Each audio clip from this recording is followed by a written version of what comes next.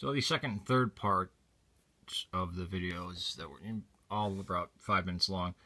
The last two didn't upload, but I encountered this character named Onisurus 666, I think it is. Probably not pronouncing that right. Honorus 666, whatever. Who is saying that the Bible, which there's no such book called the Bible, there are various codices with not all containing the same books that we refer to in the West as the Bible, or the books, as hearsay, particularly the New Testament. And that, Jesus is a fairy tale. No historian would believe this. No scholar believes this. At a time, there was about 150, 200 years ago, there were people trying to put this forward, and they had a heck of a time doing it, but after 1940, there's no ground. They can no longer say that. Just like people can say there's no evidence for a kingdom of Israel having existed and a lineage of David and kings ruling before the exile, because there's plenty of archaeological evidence that where the enemies, like the Moabites and stuff, are talking about, bragging, we've killed one from the house of David. Or King Omri attacked us and then we defeated him.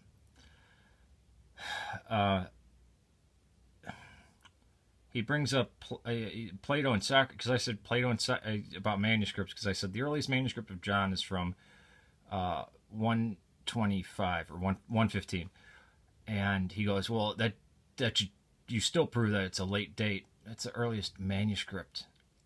It's within under 100 years of it being written. It doesn't mean, the oldest manuscript we find is the original autograph. And I mentioned, Plato and Aristotle, the oldest manuscripts of them, and there's only about 5 of them. Caesar's, and I'll add Caesar's commentaries in here too, are only about 500 years old. And he talks about, he counters with, but people knew them in their lifetime and wrote about them. Where? We have writings that there's plenty of people that wrote in the voice of Plato and Socrates. In fact, Plato and Socrates didn't write anything. There was people after them writing as them. Or, excuse me, Socrates. Historians are pretty sure that this is, whatever Plato has the same author for the Republic as the other accepted works. But Socrates, he is supposedly a teacher of Plato, but words get put in his mouth, just like Epicurus. We have no writings of Epicurus. We have Lucretius putting words in Epicurus' mouth, and that's how we know of him. Same thing with Zeno, same thing with Pythagoras. Much later writings, centuries later, talking about this. We do have plenty of writings about Jesus, writing about him, the living Jesus, talking to people and corresponding with various historical figures. But since Jesus is a firmly established historical figure, those get thrown out. Not just by atheists and agnostic scholars, and even those hostile to Christianity, but by the church itself. Because Jesus was a historical figure.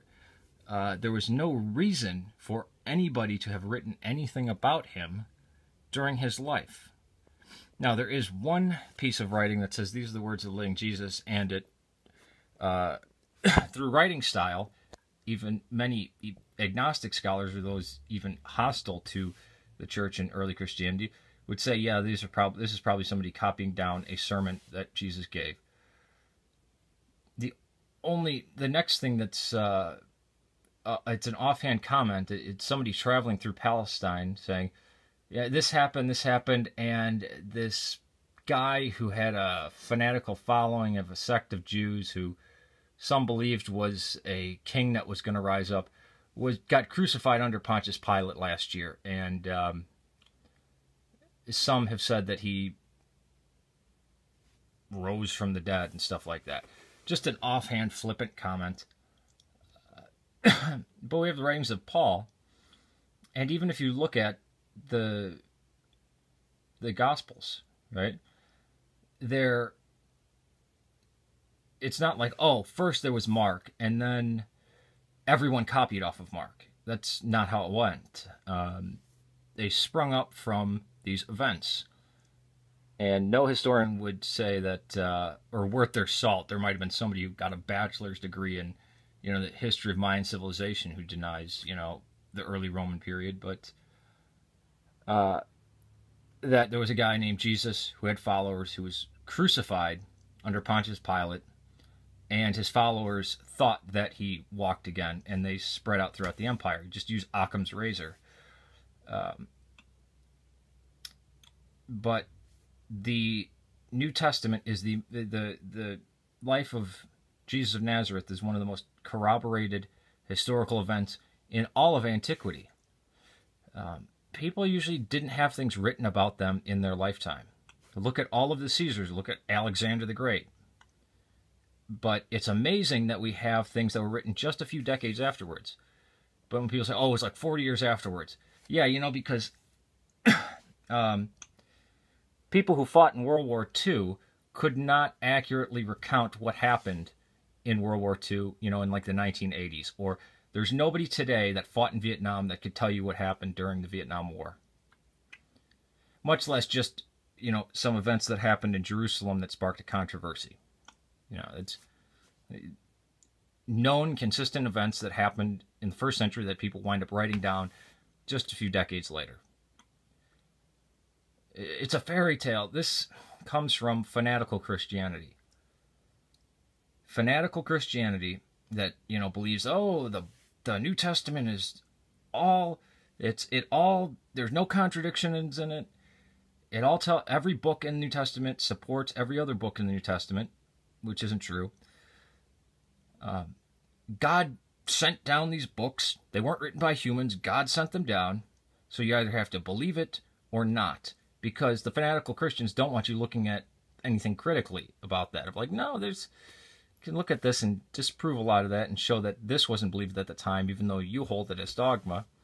Well, now there's people who, they're fundamentalist Christians that have gone one God less that say, you either have to make a decision. It's either directly sent down from God and perfect, and Jesus is the Son of God who rose from the dead, or it's all a myth.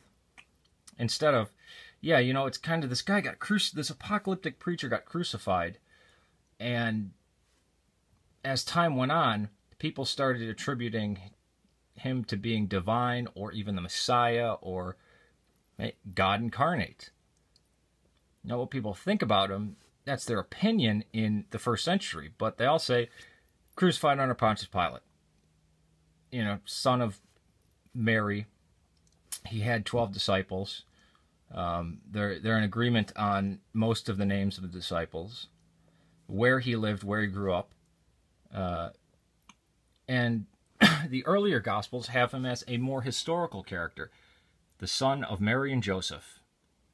Natural son of Mary and Joseph, born in northern Israel, walking around, never calls himself the Son of God. He's just basically an apocalyptic preacher who gets killed, gets crucified in very public execution on Passover. And then there's an event that happens with his body. Did he raise from the dead? Did the apostles steal it? The next Gospels, he's still historical. He's still more historical than later stuff. But some of them have, well, no, he actually was born of a virgin. Well, wasn't the son of Joseph. He was just the son of Mary and God. As time goes on, this how it happens. But if there was an apocalyptic preacher who was crucified, who had apostles that wound up turning into this movement called Christianity, why would anybody write about him during his life? That's to have a complete ignorance of all the history of antiquity, even all the history before 1700, actually. It's just, I think this person is coming at it from an attitude of, I need to combat Christianity, so I need to say illogical things that no scholars or educated people believe, just to make sure people don't believe in Jesus. Really, you're aimed at creationists and fundamentalists and stuff like that? Using fundamentalism to fight fundamentalism, ignorance to fight ignorance, stupidity to fight stupidity. I mean, I don't get that.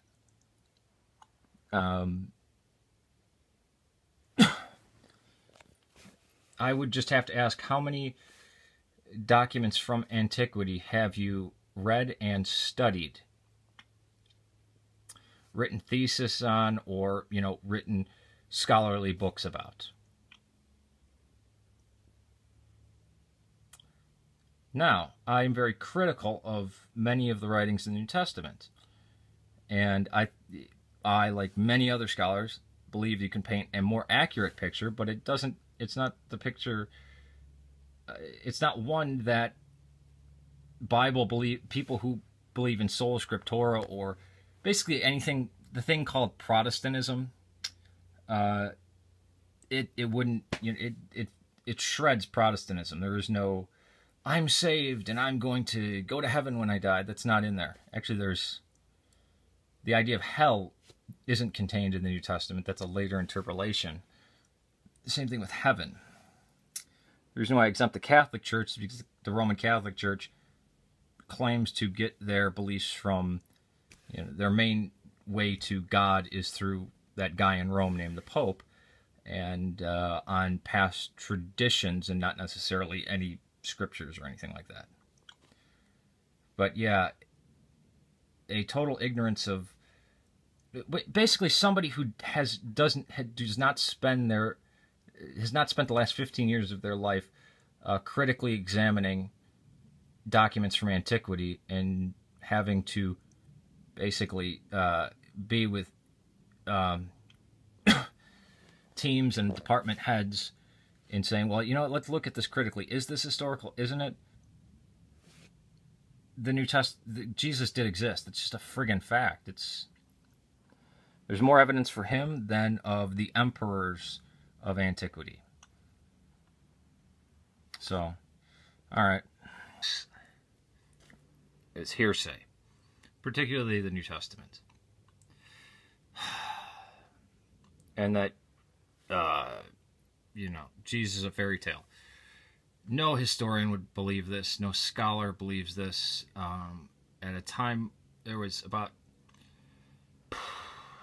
150, 200 years of real having existed, and a lineage of David and kings ruling before the exile, because there's plenty of archaeological evidence that where the enemies, like the Moabites and stuff, are talking about, bragging, we've killed one from the house of David. Or King Omri attacked us and then we defeated him. Ago, there were people trying to put this forward, and they had a heck of a time doing it, but after 1940, there's no ground. They can no longer say that. Just like people can say there's no evidence for a kingdom of Israel.